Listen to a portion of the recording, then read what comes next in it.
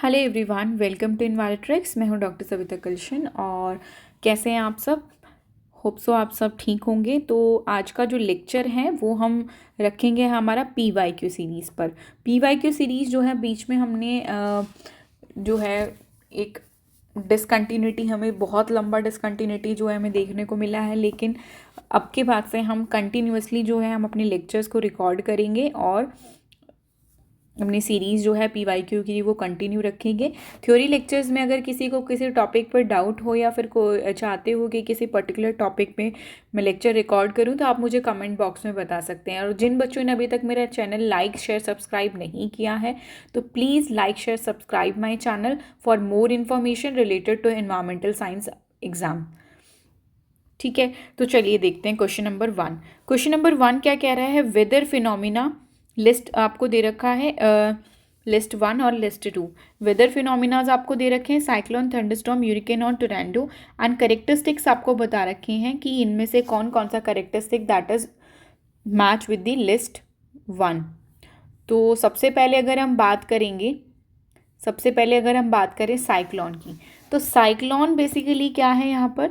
Cyclone जो है वो low pressure centre where the wind move counter clockwise and low pressure centre into low pressure centre. तो correct answer क्या है? Option number p का, cyclone का low pressure centre where the wind move counter clockwise.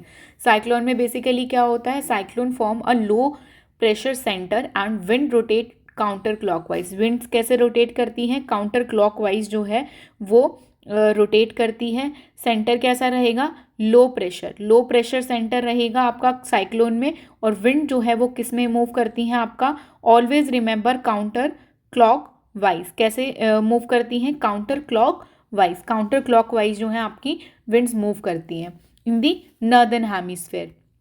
ठीक है, northern hemisphere में आपका counter clockwise move करेगा और सदर्न हेमिस्फेयर में क्लॉकवाइज जो है आपका रोटेट करेगा। क्लियर है? सदर्न हेमिस्फेयर में तो ऑलवेज रिमेंबर नॉर्दर्न हेमिस्फेयर और सदर्न हेमिस्फेयर। नॉर्दर्न हेमिस्फेयर में क्या होगा? साइक्लोन फॉर्म अराउंड लो प्रेशर सेंटर। ठीक है, cyclone will form the low pressure centre and wind rotate counter clockwise. तो विंड कैसे रोटेट करेंगी नॉर्दर्न हेमिस्फेयर में? Counter clockwise. और सदर्न हेमिस्फेयर में बेसिकली क्या होगा? सेंटर होगा, लो प्रेशर सेंटर रहेगा और विंड जो है वो हमारी कैसे मूव करेंगी? Clockwise. Always remember, don't get be confuse clockwise and counter clockwise. Northern hemisphere में काउंटर क्लॉकवाइज आपका मूव करेगा विंड। ठीक है, लेकिन सदर्न हेमिस्फेयर में जो है आपका क्लॉकवाइज मूवमेंट होगी। क्लियर है? Then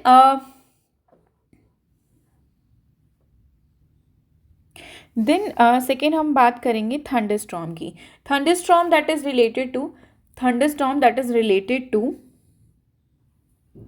related to the brief but intense storm with rain and lightning.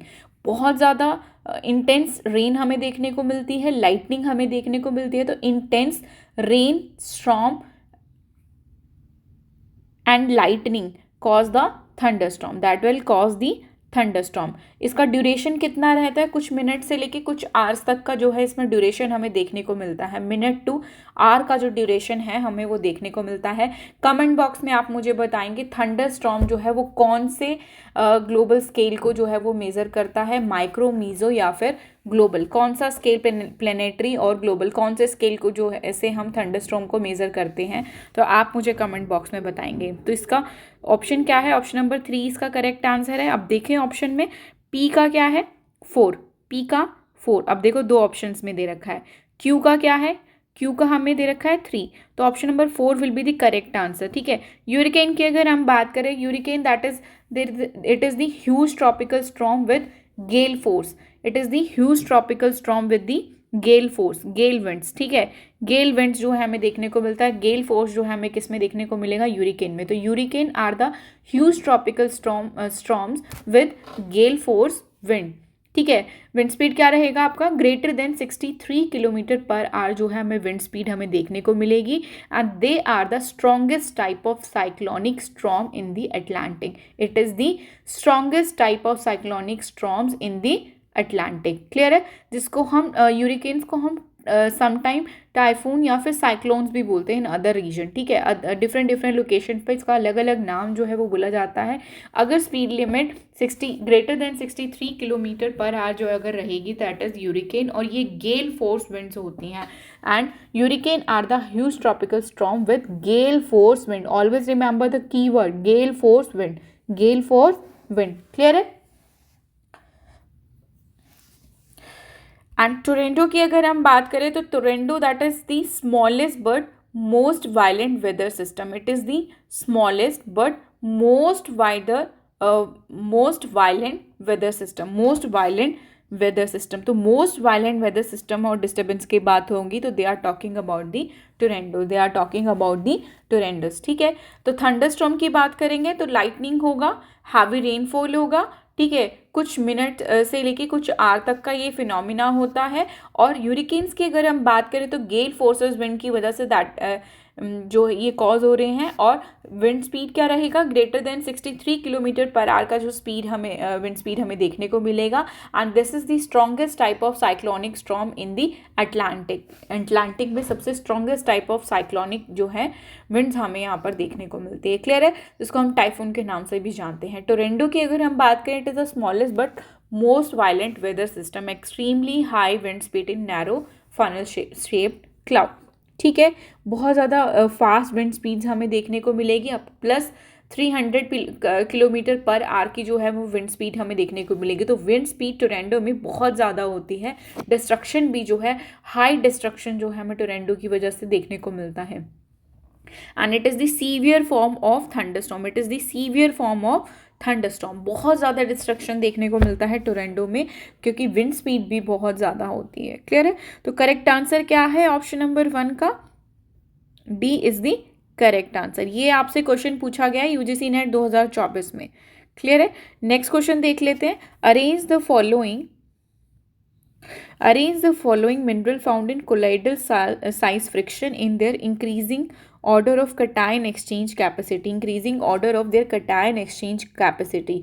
तो क्वार्ट्ज का जो कटायन एक्सचेंज लेवल होता है वो सबसे लोवेस्ट होता है। सबसे लोवेस्ट क्वार्ट्ज का कटायन एक्सचेंज लेवल होता है। क्यों होता है, क्योंकि quartz it is the sand like. Quartz क्या होता है आपका, सैंड लाइक होता है, सैंड लाइक। ठीक है, it is the sand like.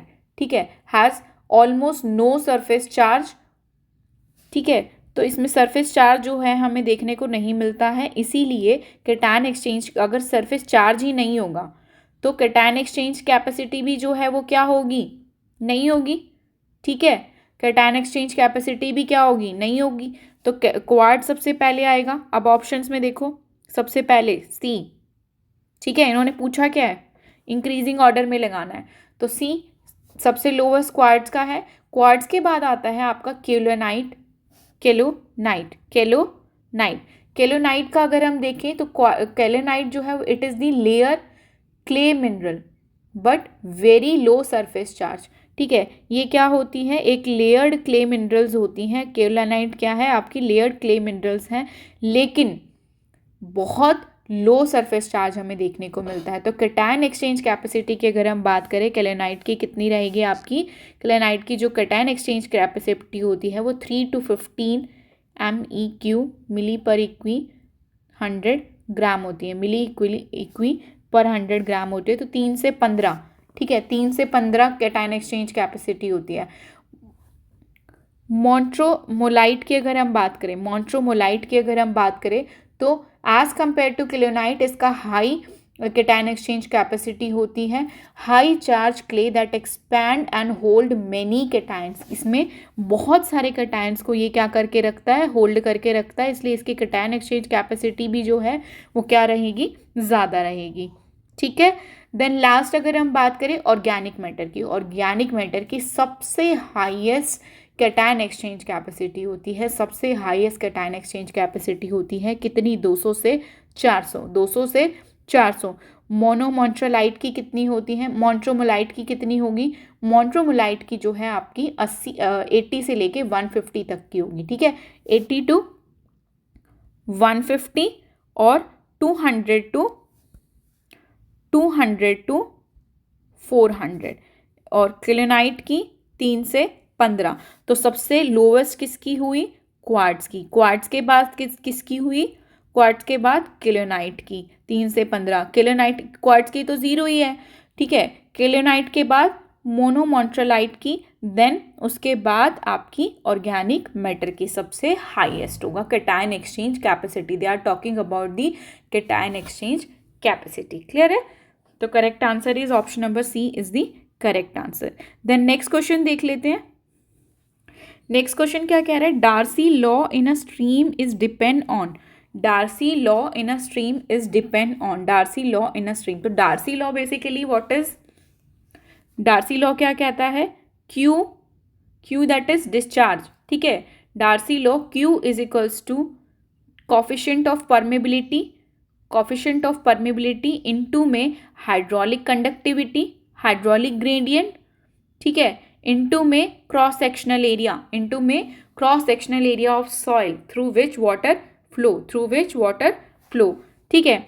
तो अब यहाँ पर हम बात करें Darcy law in stream depend on the cross sectional area, yes this is depend upon cross sectional area, ठीक है, डायरेक्टली प्रोपोर्शनल है, ठीक है। Hydraulic gradient, yes this is depend upon hydraulic gradient also, ठीक है।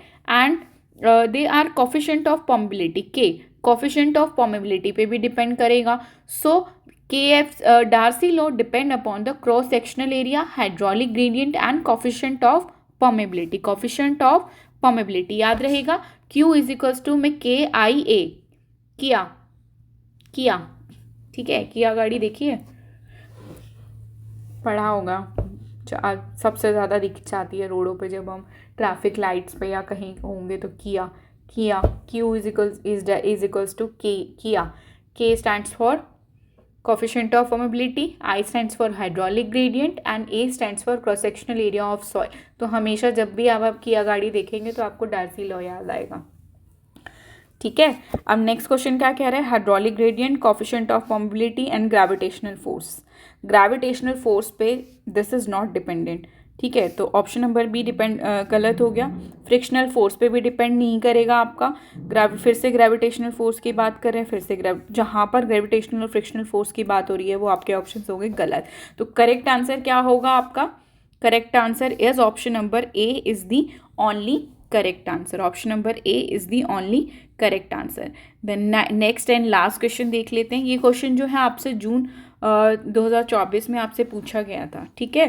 देन नेक्स्ट क्वेश्चन देख लेते हैं, which of the following mineral are formed in low grade metamorphism. Low grade metamorphism, देखो मेटामॉर्फिज्म क्या होता है, व्हाट इज मेटामॉर्फिज्म। तो मेटामॉर्फिज्म की जब भी अगर हम बात करेंगे तो metamorphism that is related to change in form basically, ठीक है, चेंज इन फॉर्म।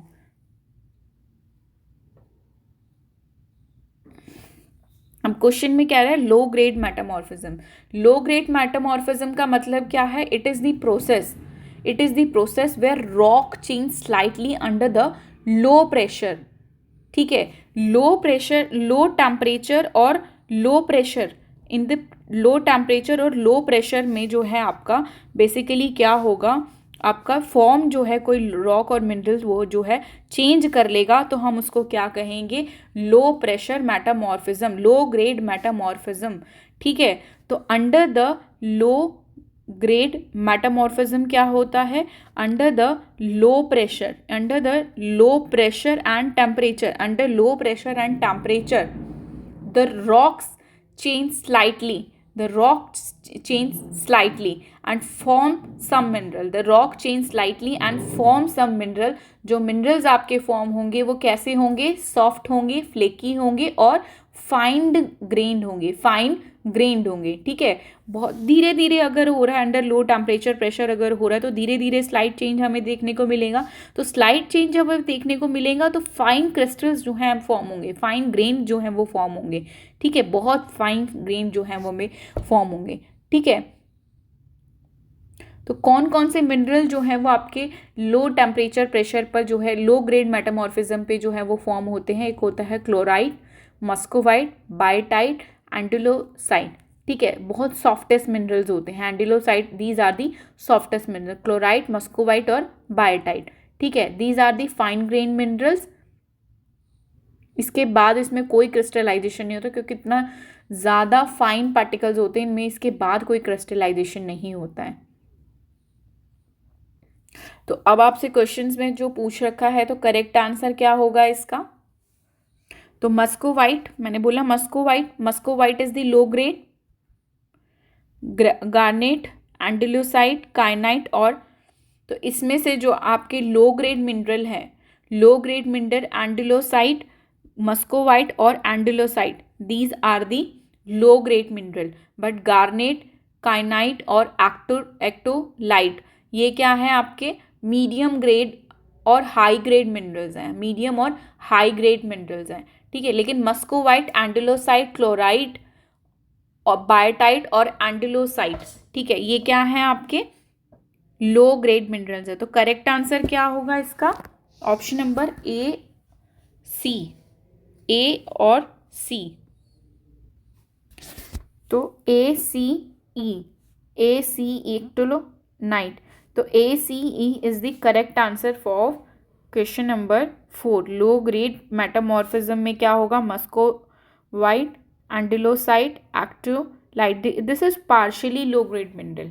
ठीक है, this is partially low grade mineral. अब ऑप्शन में आपको दे रखा है, सबसे सूटेबल आंसर जो है वो ऑप्शन नंबर ए ही था। So it is the correct answer, option number A is the correct answer. आज के लिए इतना ही। अगर वीडियो पसंद आए तो प्लीज़ लाइक शेयर सब्सक्राइब करें, मेरे चैनल को फॉलो करें for the more information and more video related to PYQ series of environmental science. Thank you so much. Please like share subscribe.